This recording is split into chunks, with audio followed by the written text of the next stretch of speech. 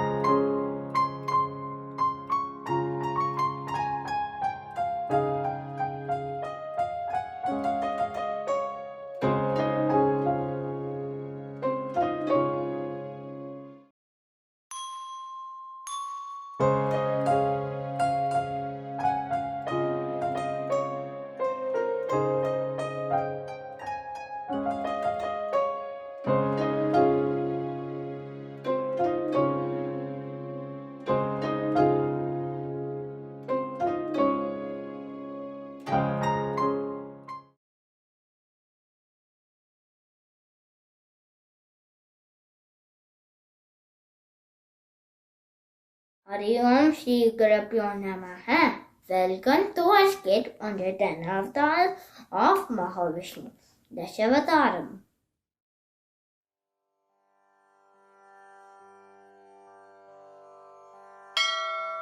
यदा यदा हि धर्मस्य ग्लानिर्भवति भारत अभ्युत्थानमधर्मस्य तदात्मानं सृजाम्यहम् परित्राणाय साधूनां विनाशाय च दुष्कृतां धर्मसंस्थापनार्थाय सम्भवामि युगे युगे. Whenever virtue subsides and wickedness prevails, I manifest. Come into each yuga to establish virtue, destroy evil, and protect the good. The story of Dashavatara begins in Satya Yuga when the horse-faced Asura Hayagriva stole the Vedas from Brahma and hid them under the ocean. I am Matsya Avatar. I incarnated as a fish the size of the ocean. I warned the noble king Satyavrata of the coming flood and told him to collect all the different species of plants and animals onto one boat. I guided the boat through the water and explained the universal truths. As the water disappeared, the evil Asura was revealed. I killed him and returned the Vedas back to Brahma. The seeds and species were then scattered on the earth, and thus the human race started. Those who have absolute faith in me will always be guided, even in the most troubling and difficult of times. The next avatar appeared when the world was overrun by powerful asuras. The Devas appealed to Lord Narayana for assistance. I incarnated as Kurma, a huge tortoise, to support Mount Mandara on my back. When the Devas and Asuras were churning the milky ocean of the cosmos to find Amritam, several items appeared, including poison, a magnificent elephant, and my consort, Lakshmi. When the Amritam appeared, the Asuras quickly stole it. I tricked them by taking form of a beautiful woman named Mohini. The Devas then drank the Amritam. Now immortal, they could easily defeat the Asuras. When the mind churns, it produces good and bad thoughts. Focus only on the Lord and you will receive liberation. The next avatar appeared at a time when two terrible asuras, Hiranyaksha and Hiranyakashipu, were born to sage Kashyapa. With their might and power, they terrorized all. I am Varaha Avatar, the third avatar of Vishnu. The demon Hiranyaksha knew I would come down to stop him, so he greedily took Bhudevi, Mother Earth, and hid her under the ocean. The people came to Brahma because they no longer had a place to live. Brahma, unable to defeat the demon, prayed to me. I took a form of a wild boar. With my strong sense of smell, I could locate Mother Earth under the ocean. I balanced her on my tusk and restored her to orbit. The powerful demon challenged me to fight, and I swiftly killed him. The Asura's material desire drove the earth into the depths of the ocean. It is through my grace that the cosmic balance is restored. With the death of his brother, Hiranyakashipu swore revenge. He performed deep penance to Brahma for a boon. He would not be killed by man or animal, by weapon or hand, during day or night, on the ground or in the sky, and neither indoors nor outdoors. The demon Hiranyakashipu wanted all his subjects to worship him, but his son Prahalad would worship me constantly, chanting Om Namo Narayana. Enraged by this, he tried to kill Prahalad. He threw him off a mountain, trampled him with an elephant, and even tossed him in the fire. Because of his devotion, no harm came to the boy. Finally, Hiranyakashipu challenged Prahalad. "Where is your Narayana?" To which Prahalad replied, "Narayana is everywhere and in everything, like this pillar."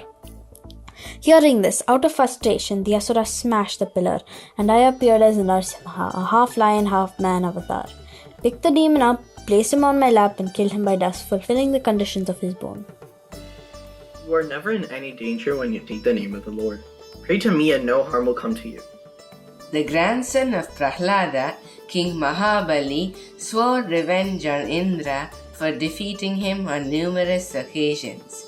After performing a yajna, he received powers that allowed him to rule over the three worlds.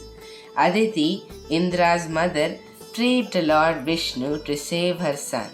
I am Vamna Avatar, the fifth avatar of Vishnu. I was born to Mother Aditi and visited King Mahabali as a child. The king offered me anything I asked for. I asked for 3 pieces of land, and seeing my small feet, he quickly agreed. Suddenly I grew bigger and bigger. My first step covered the entire earth. My second step covered the heavens and the rest of the universe. With nowhere else left to go, I asked Bali where I should place my final step. Realizing his mistake, he asked for it to be placed upon his head. Material desires and greed keep you away from the Lord. Place your ego at my feet and you will never yearn for anything else. In the Treta Yuga, the kings and the warriors of the Kshatriya class had become corrupt with power. They disrespected and abused their subjects. I am Parashuram, a master of all types of warfare and weapons. I was born to the sage Jamadagni and his wife Renuka. King Kartavirya Arjuna, drunk with power, began oppressing innocent people and ruling unfairly. He visited my father and became jealous of Kamadhenu, a divine cow given by Indra. He took it by force, destroying the ashram and killing the sage. For this injustice, I killed the king and the entire clan of corrupt Kshatriya warriors. I then took yoga as penance for my actions. One must always do their duty honorably and according to dharma. Emotions like jealousy and anger can cloud judgment and result in negative consequences. In Lanka, the demon king Ravana ruled over the Rakshasas. He was a great devotee of Lord Shiva and a scholar of the Vedas. Shiva gave him a boon that made him invulnerable to gods, demons, and wild beasts. I am Rama, a prince in the kingdom of Ayodhya. Along with my wife Sita and my brother Lakshman, we were banished to the forest for 14 years. In the forest, Ravana became captivated by Sita and kidnapped her. With the help of Hanuman and the monkey army, we built a bridge across the sea to Lanka, rescued Sita, and defeated Ravana's mighty army. In a great battle, I defeated and killed Ravana with divine weapons. In his arrogance, Ravana had left out humans when asking Shiva for his boon. Though Ravana was well versed in the Vedas, he lacked humility. Spiritual progress can only be made when you control your ego and your senses. In the Dwapara Yuga, Vishnu took an avatar to correct the injustices of King Kamsa and give sacred knowledge to mankind. I am Lord Krishna. As a young boy, I was playful and mischievous with gopis and cowherds. I killed several demons sent by the wicked King Kamsa and eventually Kamsa himself. During the war between the Pandavas and Kauravas, I tried to make peace and became Arjuna's guide and charioteer. My dialogue with Arjuna cleared his confusion about his duty. This later became the Bhagavad Gita, an essence of the scriptures. From me, Arjuna learned the importance of duty, the nature of the universe, and the value of detachment. The Bhagavad Gita is for everyone to attain clarity in their path to liberation. A prince named Siddhartha Gautama from the Magadha Empire was born. Shielded by his father, he lived a life largely ignorant of people's suffering. I am Buddha, a prince of a wealthy kingdom. I had everything I could ever want, but I felt that material wealth was not the only goal in life. I left the palace to meet my subjects and was shocked to see the amount of suffering, pain, and sickness that was present. I renounced my wealth and became a bhikshu. I sat under a tree and vowed to find the truth. Through this, I gained enlightenment and realized the path to nirvana. Liberation is achieved by ending desires and ignorance, putting an end to the cycle of suffering and rebirth.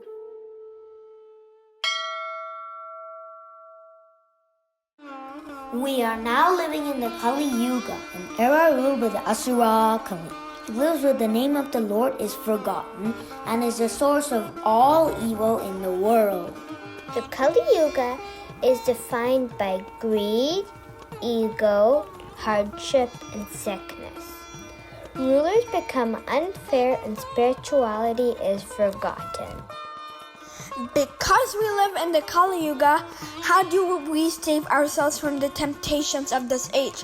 First, we must stay away from Kali, that is, avoid attachment, cruelty, and pride. We must be truthful, humble, and kind. To protect us from the evils of Kali, we should meditate and pray to the Lord. Saying the name of the Lord will take us to Him. The 10th avatar, called the Kalki avatar, will appear to end the Kali Yuga and restore Dharma. He will usher the Satya Yuga and begin the cycle once again. He will appear on a white horse and carry a powerful sword. Using the examples of the avatars of Vishnu, we must learn to lead a dharmic life to be liberated by the grace of God. Om Tat Sat. Shri Gurubhyo Namaha. Hari Om.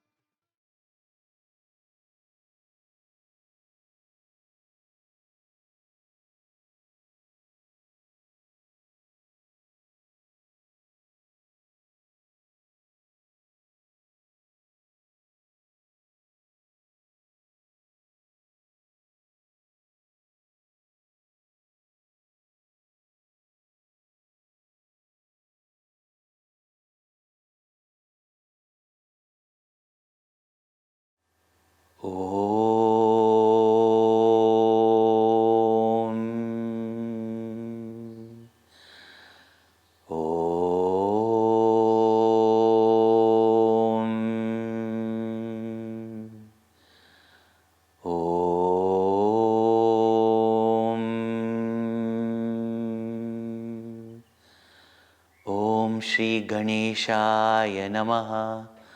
Om Shri Saraswatyai Namaha. Om Shri Gurubhyo Namaha. Samasta Jana Kalyane Niratam Karunamayam Namami Chinmayam Devam Satgurum Brahma Vidvaram Satgurum Brahma Vidvaram. Shri Guru Charan Saroj Raj Nij Man Mukur Sudhari Bharanau Raghuvar Vimal Jasu Jodayak Falachari Buddhihina Tanu Janike Sumiro Pavan Kumar Bala Buddhi Vidya Dehu Mohi Harahu Kales Vikar Siyavar Ramachandra Ki Jai पवन सुत हनुमान की जय उमापति महादेव की जय बोलो भाई सब संतन की जय.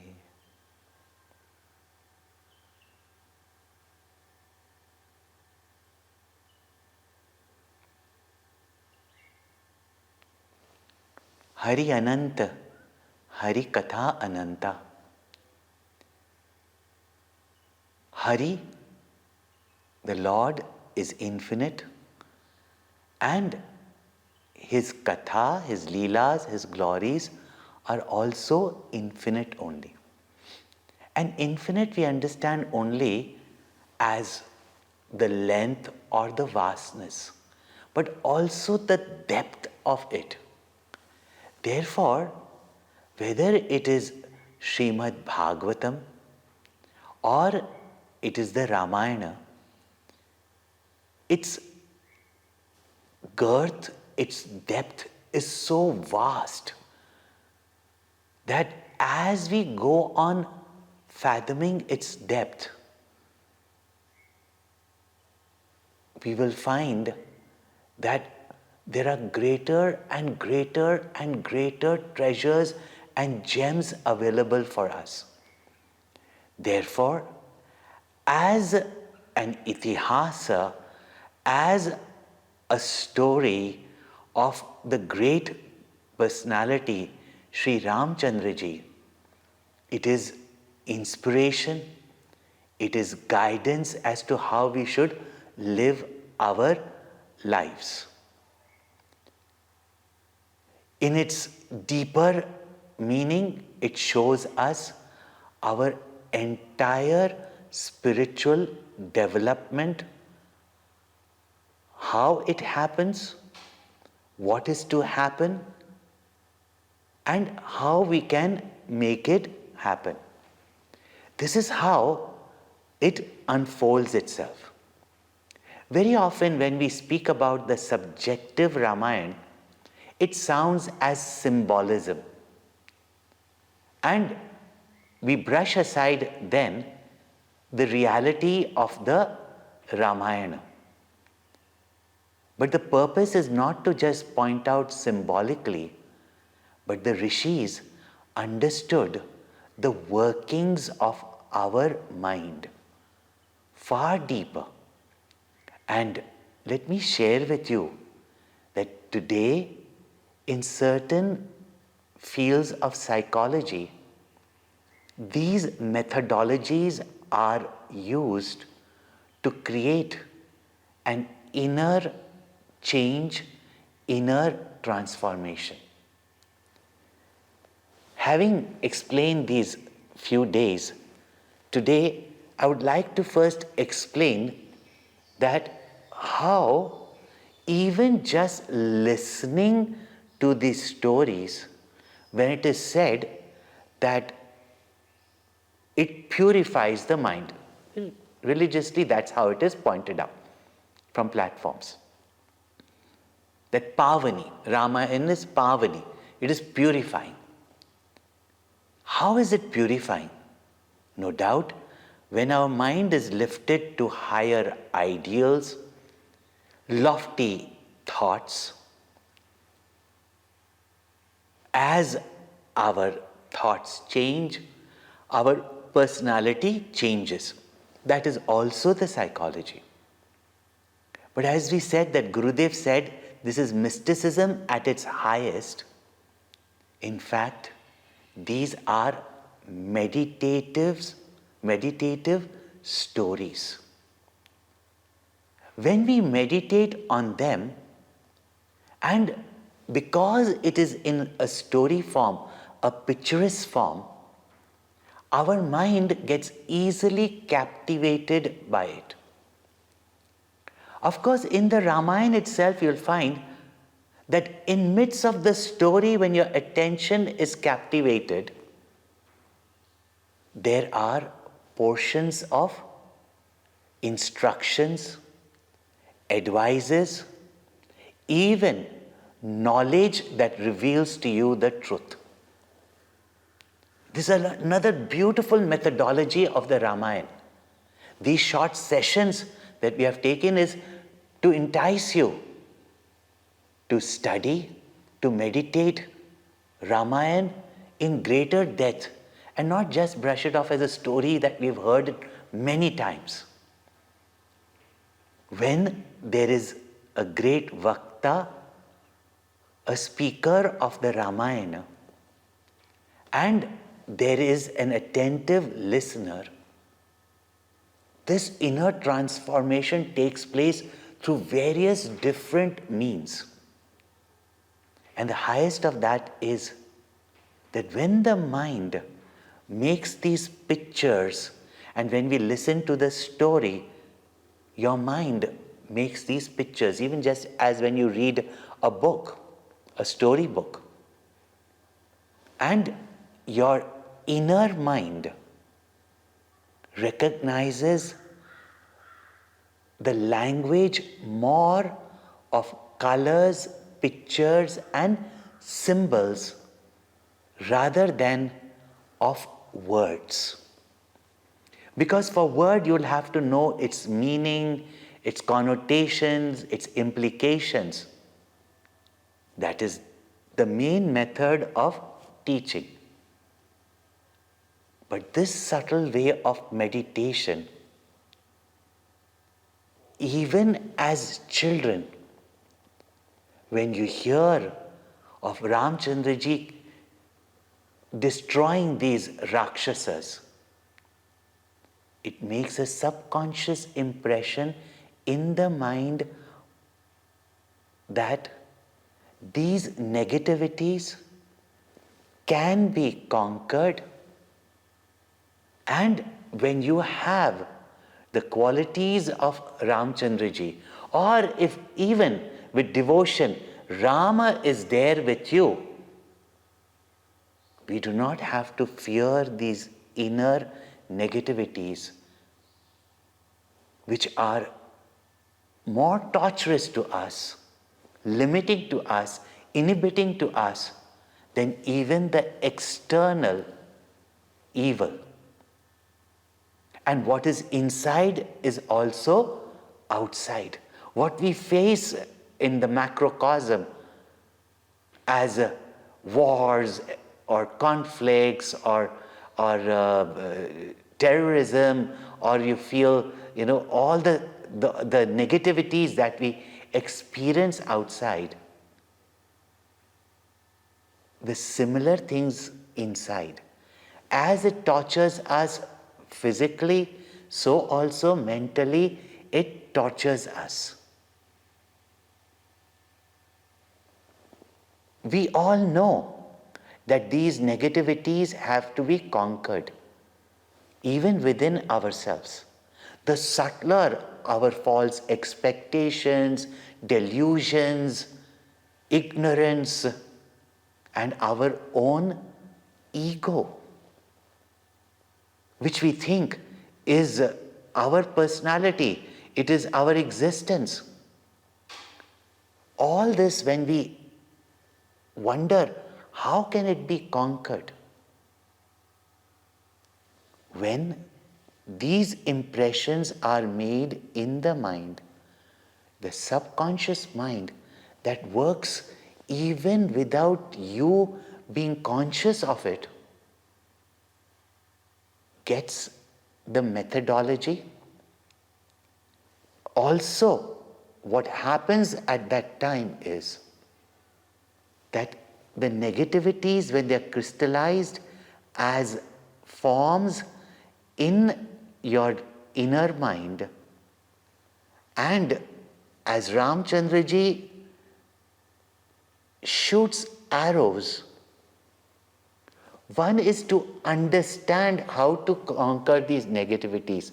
The other is that these negativities get conquered by the sheer meditative imagery. And therefore it is said that by merely listening to the Ramayana, but those who understand this, the way our Gurudev had explained, the way in which sage Valmiki and sage Tulsidas ji, as well as Bhagwan Vedvyasa, portion to portion gives these subtle, deep insight. Therefore, the more do we revel in the Ramayana, the more our mind meditates on it, even without you consciously putting in an effort, these negativities in us get conquered.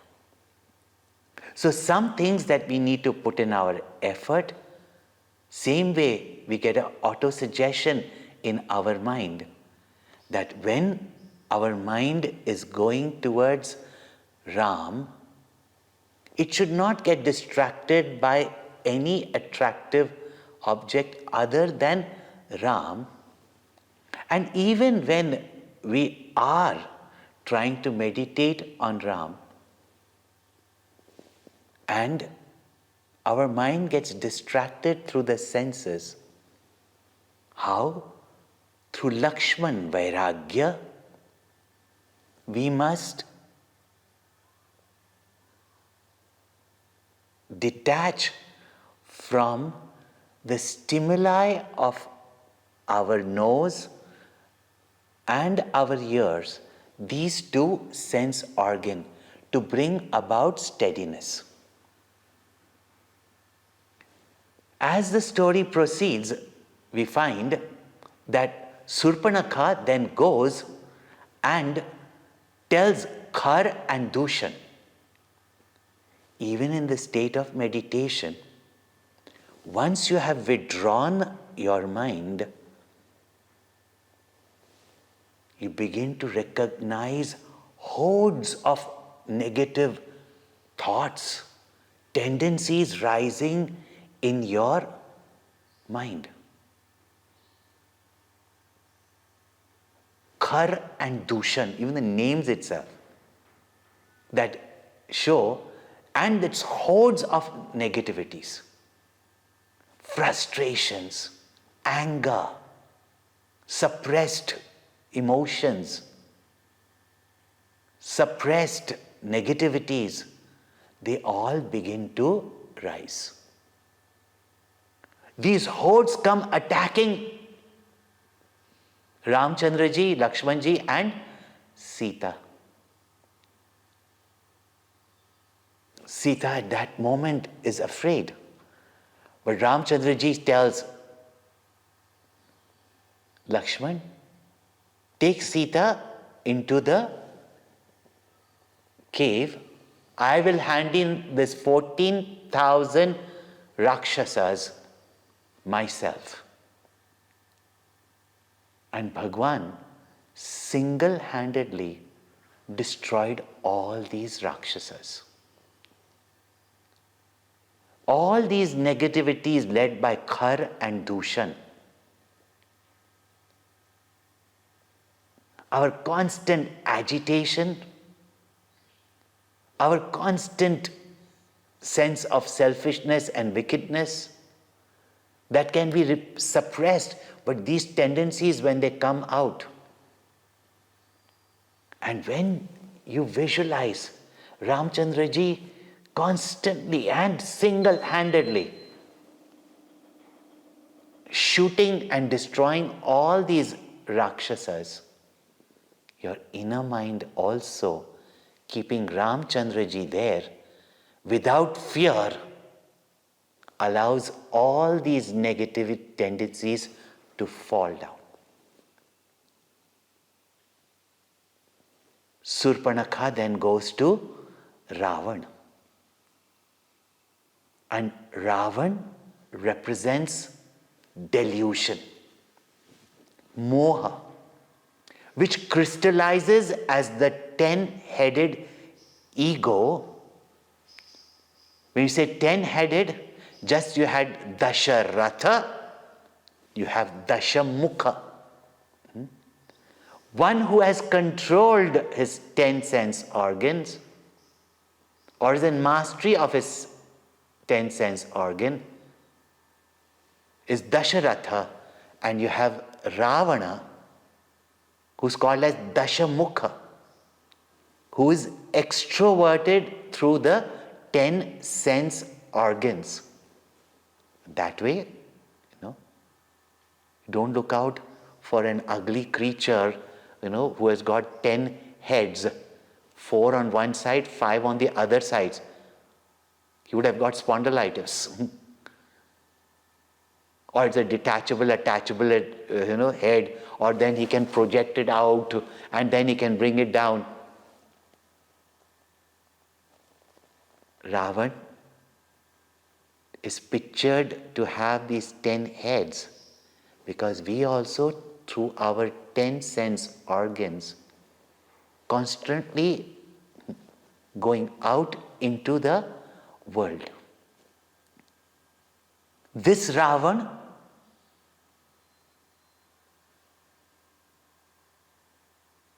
comes to kidnap Sita. And how does he come? That story we all know.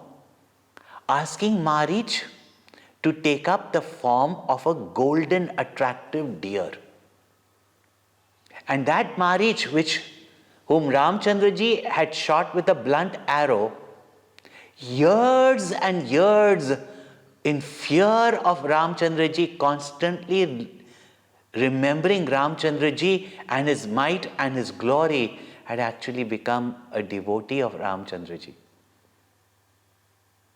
And he did not want to die in the hands of Ravan, Therefore, knowing that in this also there is some divine Leela of Bhagwan, he played or he disguised himself as a golden deer. These Rakshasas had a power. But naturally, we sit and skeptically think about these questions, and therefore we begin to start inquiring that there is more to these stories than some Rakshasa turning into a deer. And that Sita, who lived in the forest for 13 years, her mind completely on Ram, in midst of all external circumstances. When our mind is on Ram, every moment is full of love, joy, happiness. External comforts or external difficulties do not cause sorrows to us. What is the cause of sorrow is our delusion. Moha alone causes shoka. This is what Shankaracharya concludes at the end of the first chapter of the Bhagavad Gita commentary, in short pointing out that where there is delusion, there is sorrow. That Sita who has lived in bliss, bearing all the difficulties of the forest and yet finding it as paradise. It is almost time to return back to Ayodhya. And one day, as she is just watching, she sees this golden deer. Her mind is attracted to that deer. She keeps looking at that deer, and she has never seen a deer with such a golden sheen. Her mind is, her eyes, her vision is constantly behind that deer, and she keeps on brooding over it and starts thinking, how wonderful if I can get this deer. If I take this deer with me to Ayodhya, she keeps on imagining in her mind, brooding about it, fantasizing, how beautiful a pet like this. And if even later on, if it happens to die, if I get the skin of it, can you imagine what a wonderful throw it will be on my seat? Today's people might think how a nice handbag it would become, no? She started brooding on it. Now she wanted that deer. She looked at Ramchandraji and said, "Oh my dear, bring me that deer." No? And you can see in the picture also, that Sita who used to always have her eyes towards Ramchandraji is looking away from Ramchandraji and looking at that deer and telling Ram, "Go get me that deer." Even though anybody sensible at that moment could understand that there is no such thing as a golden deer. But when we want something, we get deluded. And Sita demands and says, "I want that deer, I want that deer." Ramchandraji goes behind that deer, but tells Lakshman, "You know that there are all Rakshasas here. You will not leave, because there is no such thing as a golden deer. It may be a Rakshasa. I will go, vanquish it, and come back. But till then, do not leave this ashram, do not leave the hut, do not leave the side of Sita." Lakshman, as an obedient brother, sat there only. But we know the story, the deer went on far, far, far, and finally, when Ramchandraji shot his arrow and the deer turned into the Rakshasa Marich. And as planned by Ravana, called out, "Hey Sita, hey Lakhan."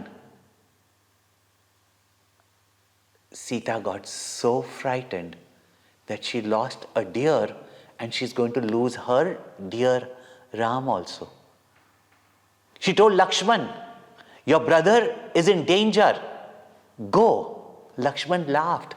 He said, "Just yesterday or day before yesterday, you saw your husband face 14,000 Rakshasas single-handed.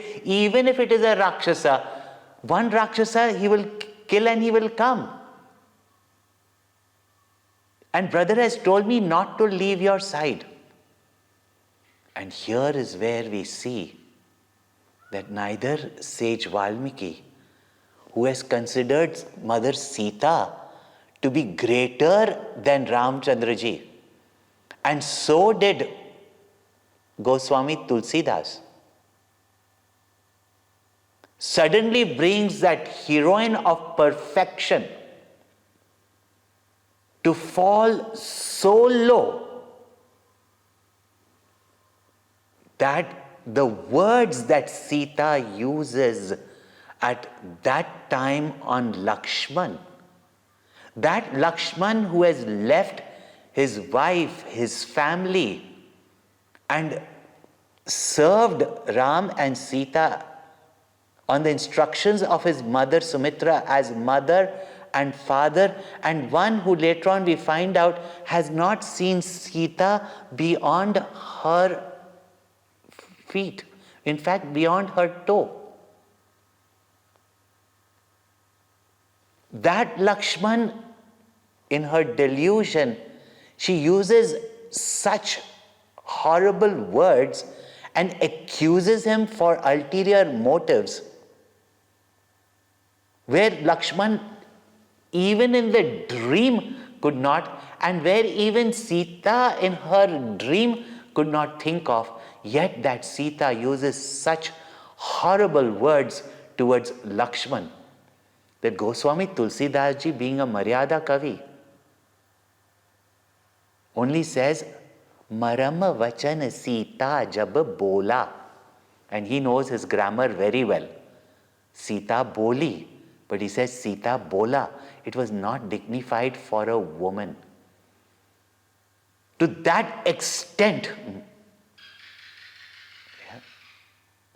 Sita's mind falls, and Lakshman can no longer bear, draws a line around the kutia and says, "Mother, I beg of you, whatever happens, do not cross this boundary that I have made," which Lakshman made with his brahmacharya, his self-mastery, and his 13 years of even mentally not having even a fluctuation of lust. He makes that boundary of brahmacharya and leaves. And of course, when he finds Ramchandraji there besides Marich, and Bhagwan is ready to give Marich back his life, but Marich says that having got this beautiful death of having the vision of the Lord in front of me, dying in his arms, I don't want any other life, no other death. Marich gave up his life. But when Ramchandra saw Lakshman has come there, he yelled at Lakshman, "I told you not to leave her. This is a Rakshasa, obviously there is something else happening." Lakshman said, "Mother insisted, I could not." Meanwhile, We all know that Ravana came disguised as a ascetic, a sadhu. He could not enter that boundary that Lakshman had made, and therefore asked Mother Sita to give bhiksha. Sita said, "Come inside and receive it." But he could not come. He tried to talk to her in some suggestive methods. "Sita ji, what type of a person are you?" He says, "Come outside and give bhiksha, because there should be no boundary line." Bhiksha means food offering, which is a duty of every grahastha, that if a sadhu comes or even a hungry person comes, we must offer food. When she did not cross that line, he said that if you do not come here and give me, I will curse you and your family will be affected. Sita, in fear, crosses that line, and immediately Ravana gives up his disguise, captures her, and takes her away on her Pushpak Viman. In between, of course, Jatayu, seeing that Sita is in trouble and fighting with Ravana was sure death, but he wouldn't let this evil happen without an attempt, without a fight. Jatayu fell dead because Ravana cut off his wings. Ravana took Sita to Lanka, but there Sita refused to stay in his palace, and therefore he kept her in Ashoka Vatika. And again coming to her, sometimes pleading, sometimes begging, sometimes threatening. But Sita gave in to none of those, and just keeping her eyes fixed at her feet, because her left foot has got the signs that is there on the right foot of Ramchandraji. And all she did was Ratati Hari Ram Nam. Only Ram, Ram, Ram, Ram, Ram, Ram, Ram she chanted. This incident, which is the most dramatic incident in the Ramayana, the kidnapping of Sita, has a great inner significance.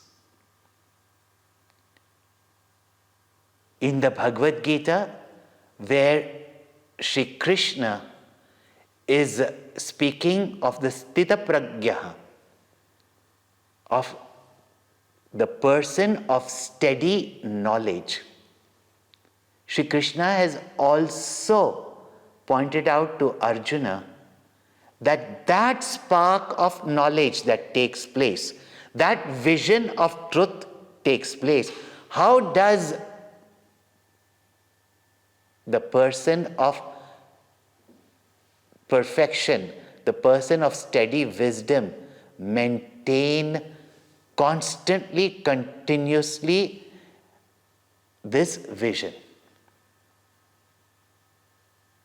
There, Bhagwan points out the ladder of fall, which is so beautifully seen in this incident of Sita's kidnap, where Bhagwan says, Dhyayato Vishayan Pumsaha Sangasteshu Pajayate Sangat Sanjayate Kamaha kamat krodho bijayate, krodhat bhavati sammoha, sammohat smriti vibhramaha, smriti bhramshat buddhi nashaha, buddhi nashat pranashyati. And see the steps of fall. Otherwise, why do you think that Valmiki ji or even Goswami Tulsidas ji would describe this behavior of Sita? Even the best of minds, a moment of idleness, carelessness. And Bhagavan is pointing out to us in the Bhagavad Gita how to remain steady in our knowledge of the truth. Golden deer. There's no such thing as a golden deer or Sita ji imagined, But every object that we see from a distance, according to our own brooding over it, we create likes and dislikes. But every object for which we have a desire, from a distance appears to be attractive. Go closer to it and you will find that it is a Rakshasa, cause of our sorrow only. And like a deer, it is fleeting, temporary. It is not that we do not imagine pleasures in them and feel a certain amount of pleasure only looking at them. But they are fleeting like the deer. All joys and pleasures that we gain from sense objects are fleeting. And every object at first appears to be attractive, but it comes with its own sets of problems and sorrows. Sita ji broods over that deer. Attachment to it is born. She cannot keep her mind away from the deer, and that attachment then intensifies as desire. Dhyayato vishayan pumsaha sangas teshu pajayate sangat sanjayate kamaha. That obsessive desire that I must want it at any cost, that she sends Ramchandra ji, the very source of bliss, to go after the deer. When our desires are not fulfilled, anyone or anything that seems to come in between our object of desire and the intensity of our desire, that clash that takes place is anger. Desire creates anxiety, fear, and anger. That anger that came into Sita's mind, and krodhat bhavati sammoha. When there is anger, there is delusion. She mistrusts Lakshman. And even that Ravana, even though disguised as a sannyasi, she, listening to his words and suspicious also, crosses the line. Bhavati sammoha. Sammohat smriti vibhramaha. When there is moha, there is loss of memory. She forgot the years of service of Lakshman. She forgot that Lakshman had insisted not to cross that boundary. She forgot that Ramchandra ji single-handedly had killed all the Rakshasas. And Spriti Bhramshat Buddhi Nashaha.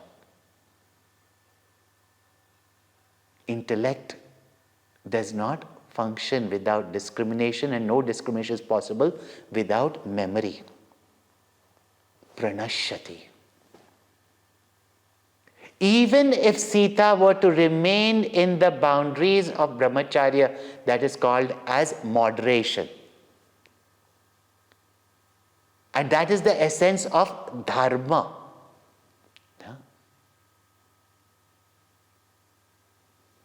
that Lakshman had drawn there. But the moment you walk out, no longer you can stay in Bharat. The very word Bharat, Rata, to revel, Bhanu, light. Those who revel in light. And she is to revel in Bhanukul Ram. No longer she can live in Bharat, that cultural land. A geographical land is not justly cultural. But that land which had this Samskriti, this culture, was called as Bharat. And she's taken into the world of materialism, the golden Lanka. See the ladder of fall. And when it is seen so picturesquely, we are made alert that no object by itself attracts us. But when we brood over the objects, see how the ladder of fall begins. But Mother Sita, having reached Lanka, and rather than first feeling self-pity and saying, oh, why have I been abandoned? Why this to me? Suddenly then realizes that, ha Lachman tumhara nahi dosa. That she got deluded and Santa Avagya. She accused a person who has with such devotion served her. She realizes her own mistake. She doesn't cry, why am I suffering? We suffer because of our own delusions. But having once got deluded by just looking at one golden deer, Sita refused the pleasures of Lanka and the comforts of Lanka, did not even stay close to the palace of Lanka. She lived in Ashok Vatika. And where you say no to the pleasures, yes, till you get Ram, there is no happiness. But there is no shoka, ashoka. She stays in Ashok Vatika. But what Mother Sita did there is what the seeker has to do. Having fallen, how do we rise up again? Tani sarvani samyamya yukta asita matparaha vashehi yasyendriyani tasya prajna pratishtita. Having brought all her senses withdrawn from any object, yukta, with her mind and intellect, her heart, she just sat matparaha, knowing that no one is greater than her Ram. And therefore, as many times Ravan came, even saying that I will make you the queen of Lanka, even I'll make Mandodari serve you like a servant. But Sita knew, one who can make his wife Mandodari and abandon her for his lust for another woman, and that also somebody's already wedded wife, such a person, next time, for whom will abandon whom? Yeah? This is what the ego, the selfish ego, this delusion does. She remained there steady. And Krishna says, Vashehi yasyendriyani tasya pragya pratishtita. that whose senses are under their mastery, whose mind considers that and that alone to be the highest. Matparaha, mind centered in the heart, in the Atma. Remembering Ram, Ram, Ram, Ram, Ram, Ram, Ram. Then what happens? When the devotee pines for the Lord, when such a mind pines for the truth, the infinite, that much the Lord also, the self also comes closer. But in between, something wonderful happens. And that wonderful, we will tell you in the next session. Meanwhile, remembering this picture, every time your mind broods over some unnecessary object, bring this picture of the kidnapping of Sita in your mind and turn your mind again towards Ram. Ram, Ram, Ram, Ram, Ram, Ram, Ram, Ram, Ram, Ram, Ram, Ram, Ram, Ram, Ram, Ram, Ram.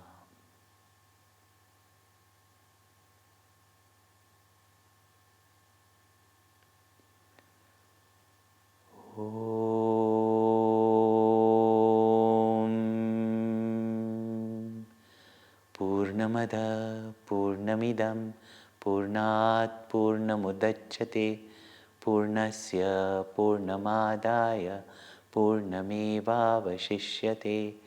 Om Shanti Shanti Shanti. Harihi Om. Shri Gurubhyo Namaha. Harihi Om.